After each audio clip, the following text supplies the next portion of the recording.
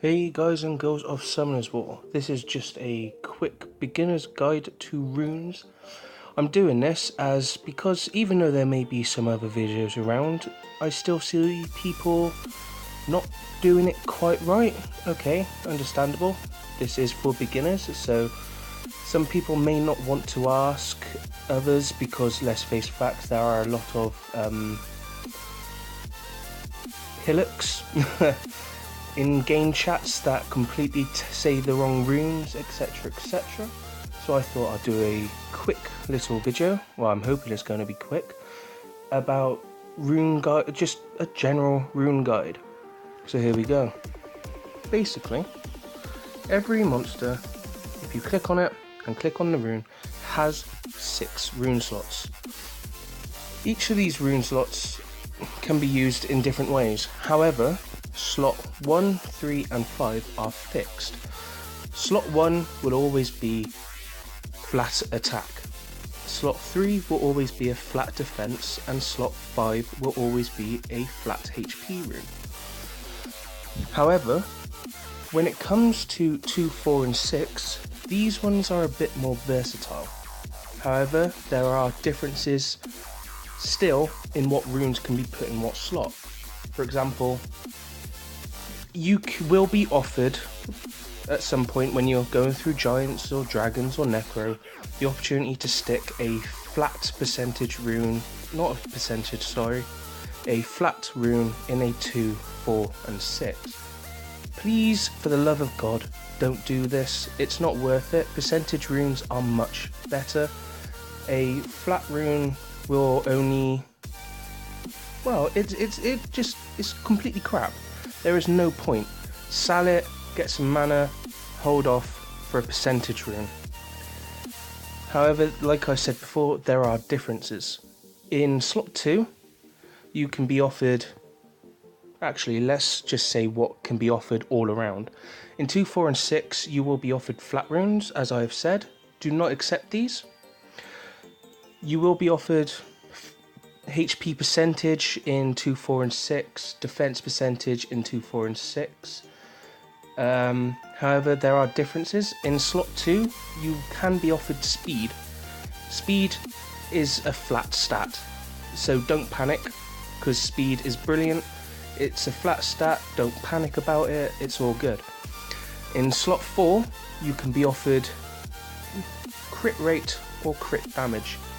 Depending on the monster's skill set, depends on whether you want to put a crit rate or a crit damage. For example, Verdaheil, the Fire Vampire, because his passive is based on crit rate, you realistically want a crit rate rune in there. When it comes to slot 6, this is where they offer you terrible choices, in my personal opinion, because unlike in 2 and 4, they offer you resistance or accuracy. I guess for beginners, it's perfectly viable if you would like to put those runes in. However, each rune, if I show you, offers you a sub-stat, basically. So as you can see, flat attack, however, 3 substats: attack percentage, speed, and crit damage percentage. Each one of these offer you something different. So instead of putting like an accuracy or resistance in 6, try and find these and make up for it in your substats. Right, okay, so that's covered that bit of it, I hope. So please do not put flat stats in 2, 4 and 6 like I've said. It's a waste of your time and you will get annoyed because somebody will come along and say, you're a noob or something. And let's face facts, we were all noobs once. Some of us still are. Just some of us are actually willing to help other people, and some people are just being knobheads about it. Let's be fair. Right, so however, let's carry on. When you first start the game, you will be offered, well, these main 4: Garan Forest, Mount Seas, Cabo Ruins, and Mount White. Is it Rage? I think it's Rage.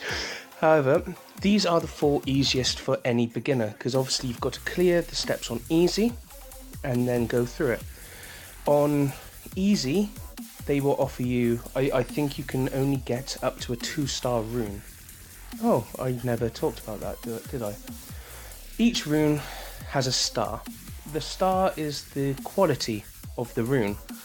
So if we go back, basically 1 star, 2 star, 3 star, 4 star, 5 star, 6 star.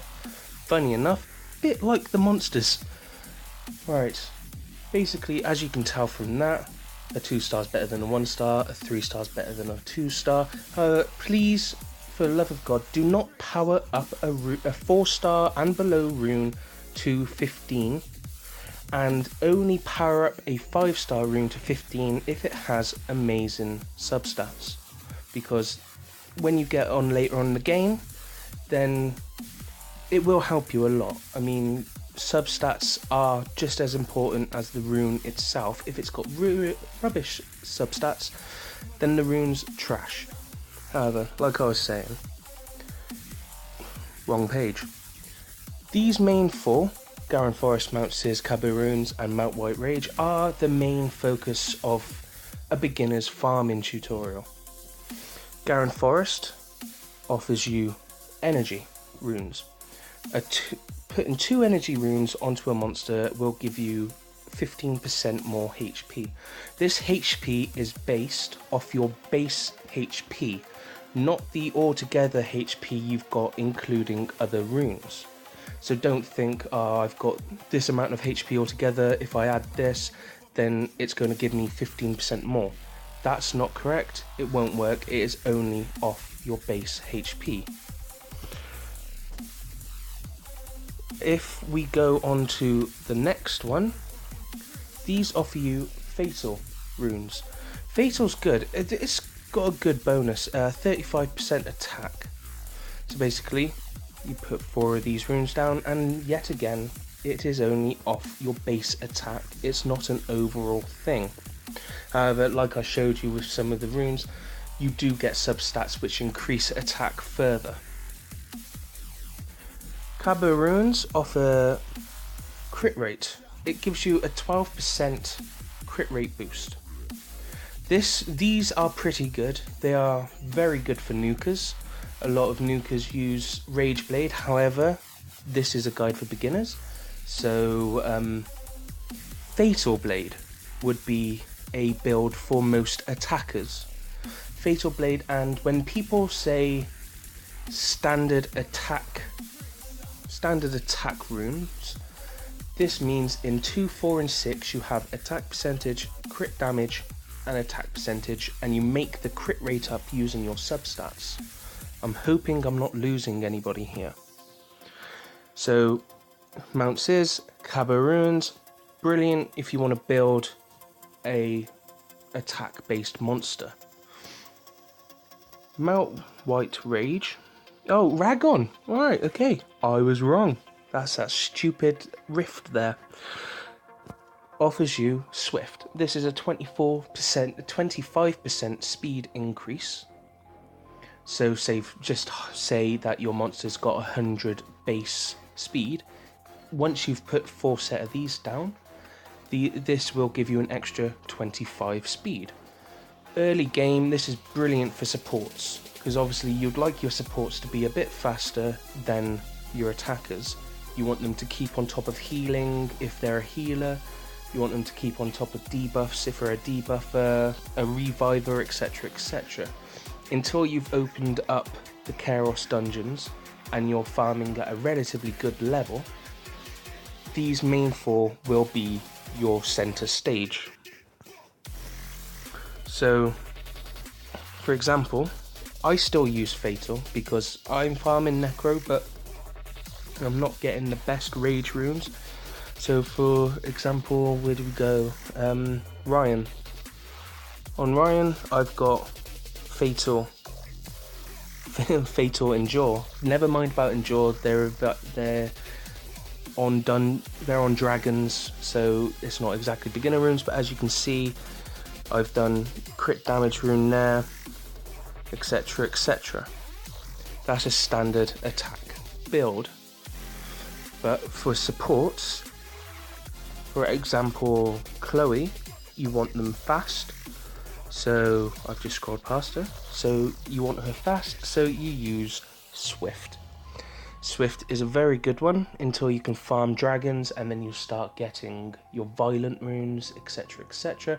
And I will make a bit more of an advanced guide in the future about how to come away from beginners to basically being mid-game, etc. But let's face facts, from level 1 to 20, this is where you're going to be. That's mainly where you're going to be, except if you're one of those people that are like, I'm just going to add every single level 40 I can to try and boost me through the game and not learn a thing about it. And in that case, you may as well just turn this off now, because you're not going to learn. However, those are the main things about the runes, basically. I hope I've explained that enough, and I'm just going to end this video by fixing my arena now, because I've had enough of seeing defense failed all the time. I am going to switch to an actual defense now.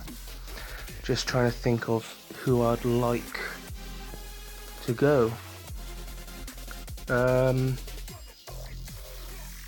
I could do, let's try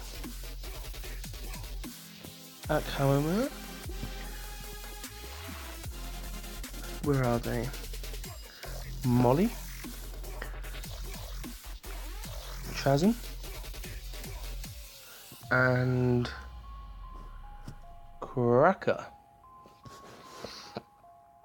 I will do reviews on these monsters at a later date, so don't worry about that. So now I'm just gonna end the video with doing just a couple of easy battles, I guess, because I've been attacked by a few of these. We're just farming glory points, I guess. So yeah, but like I said, runes are good.